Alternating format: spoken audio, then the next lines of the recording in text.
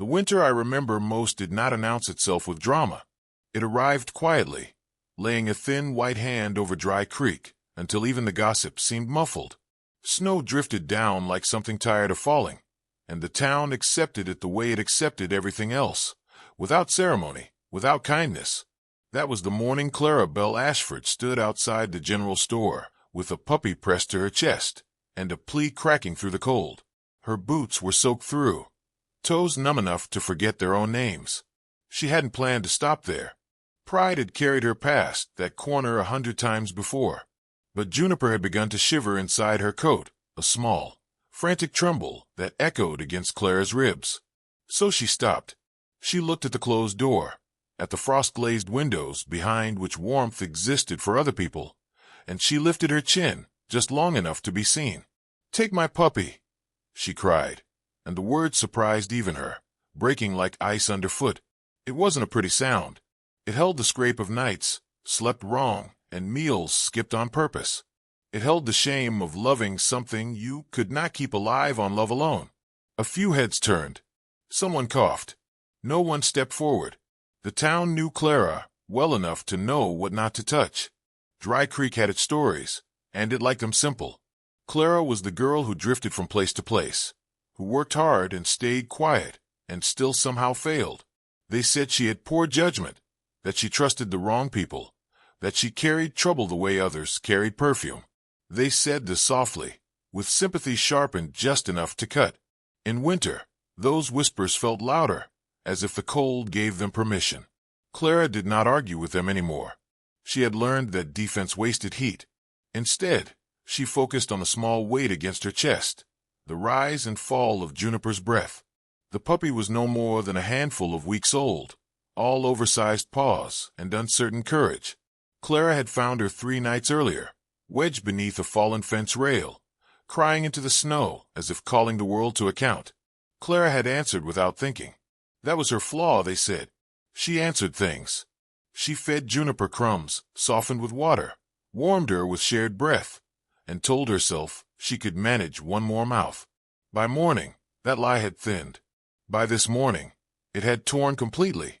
"Take her," Clara said again, softer now, as if bargaining with the air. "She's good.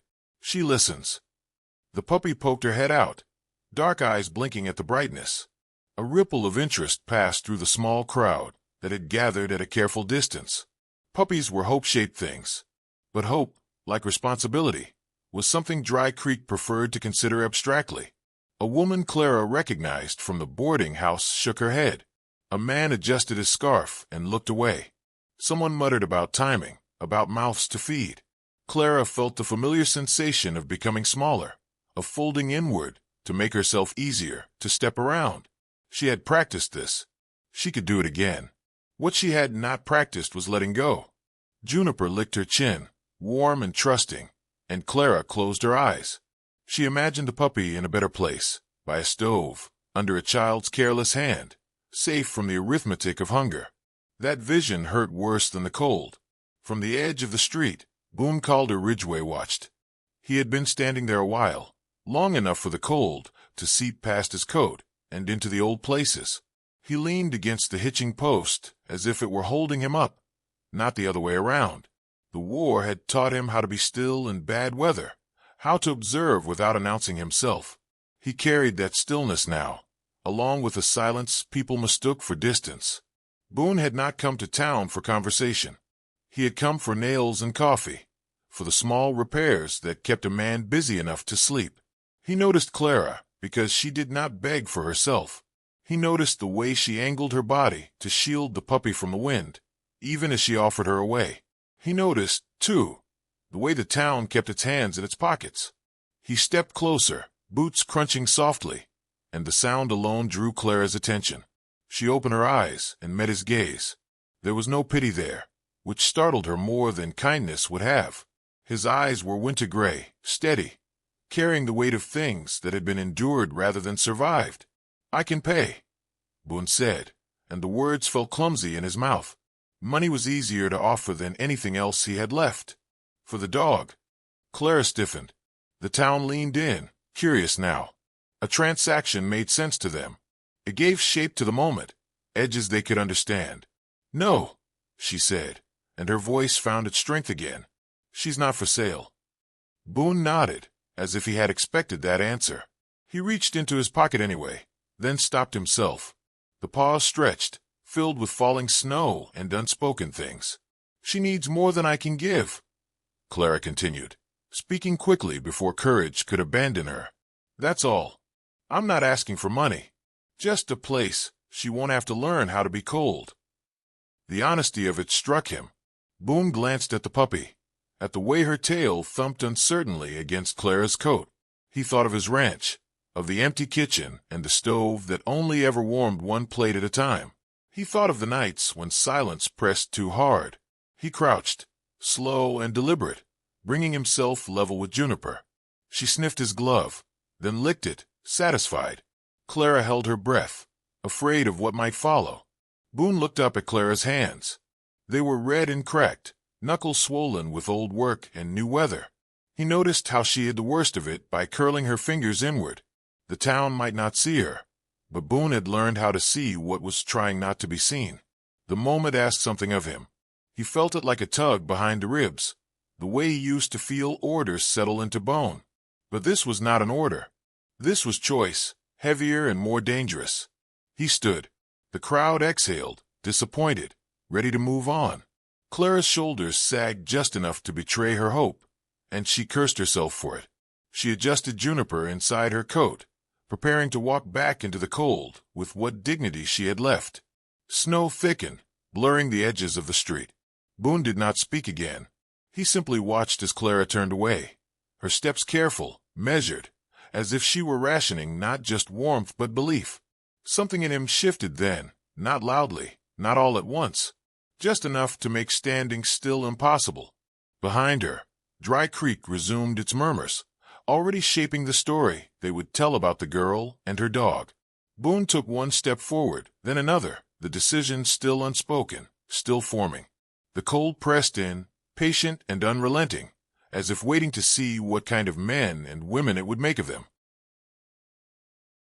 Boone's voice did not rise when he finally spoke. It did not need to. The words moved through the cold with the steady certainty of something already decided. "You're both coming home with me." Clara stopped as if the snow had caught her ankle. She did not turn right away. People had offered her things before. Work for a night, a ride to the edge of town, advice dressed up as mercy. This sounded different, and that difference frightened her. She tightened her hold on Juniper, feeling the puppy's small heart drum against her own.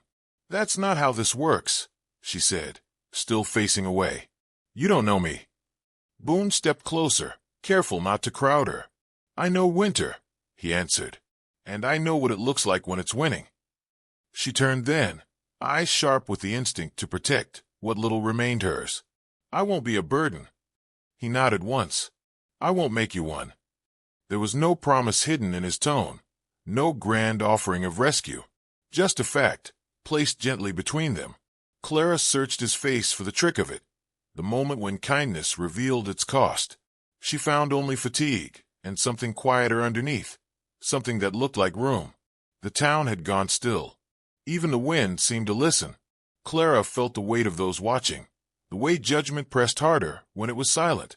She imagined herself walking beside this stranger through Dry Creek, imagined the stories that would follow. The thought burned, but not as badly as turning back into the cold alone.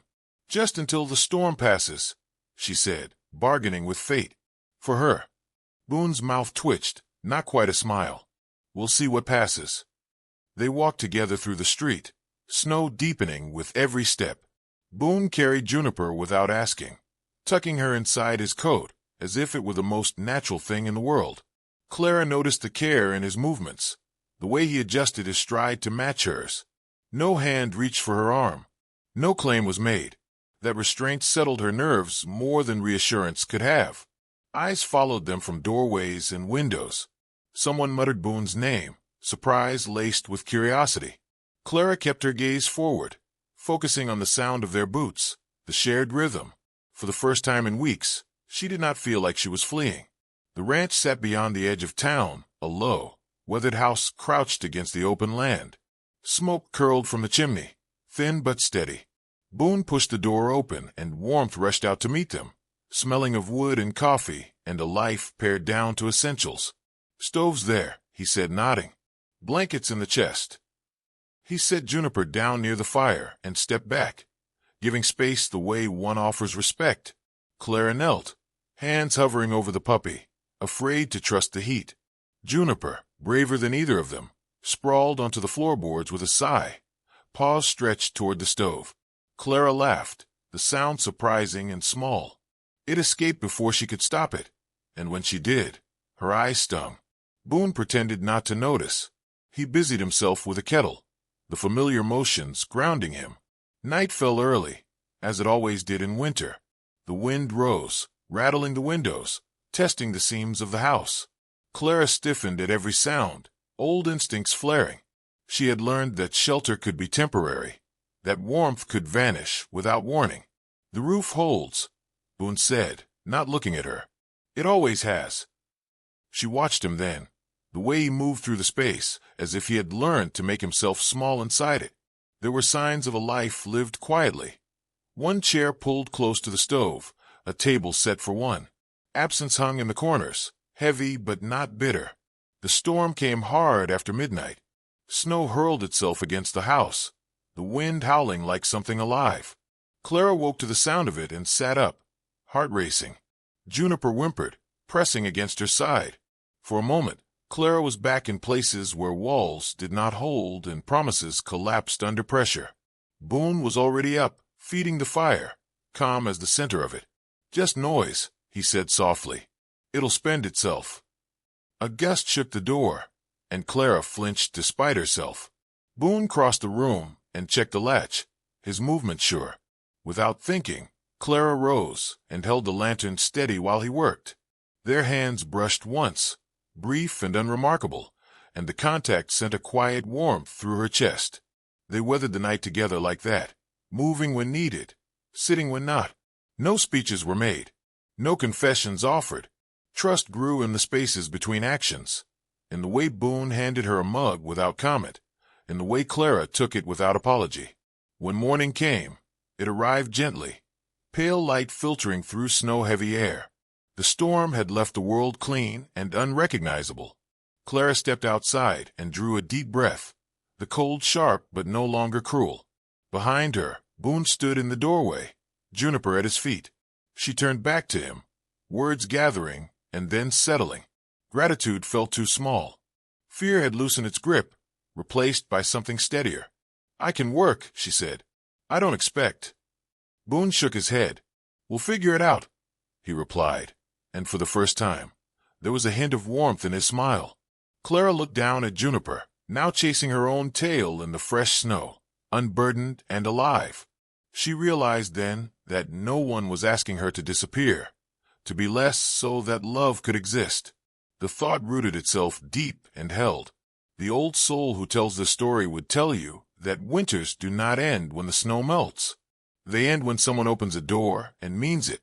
Sometimes salvation arrives quietly, wrapped in ordinary words, carried by people who know what it costs to survive. If this tale found you on a cold day of your own, let it remind you that dignity can be rebuilt, that love does not always announce itself, and that sometimes the bravest thing you can do is step inside and stay. If stories like this warm you, stay a while. Subscribe, and keep walking with us through these whispered tales of dogs, winter, and second chances.